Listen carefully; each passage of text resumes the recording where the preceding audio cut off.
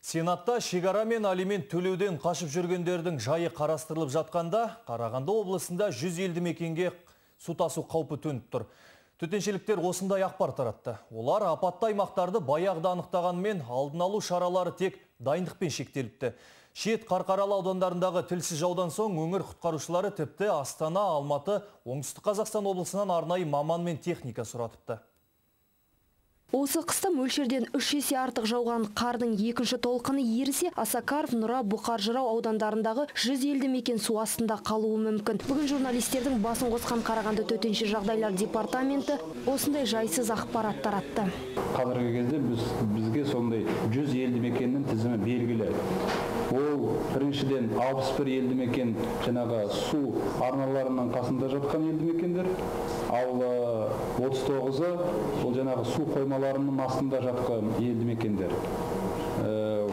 Сол болжамымыз енді дәл келіп тұр. Мамандар қауіпті аймақтағы ауылдардың тізімін алдын ала білсе де, жұмыстары тек дайындықпен шектелген. Оның үстіне ол жерде тасқын суға шыдас берер инженерлік техниканың өзі жоқтың қасы екенін жасырмайды. Естеріңізде болса, өткен апта еріген қар суымен толассыз жаңбырдан ондаған ауыл су астына қалған еді. Бір жыландының өзінде халық 186 бас малынан айырылған. Бұл шығындар жергілікті және облыстық қазынадан өтелмек.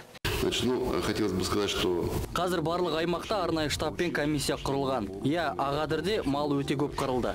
Бірақ нақты сомасы тексерістен соң белгілі болмақ. Қазір әр ауданға өзіміз жеке барып алдын алу жұмыстарымен танысып жатырмыз. Сондай-ақ шенеуніктер мен құтқарушылар халықты сақ болып, төтенше жағдайға алдын ала қамдануға шақырады. Қазір бөгеттер жасалып, көрші аймақтардан көмекке 400-ге жуық маман мен 51 бірлік техника жеткізілген.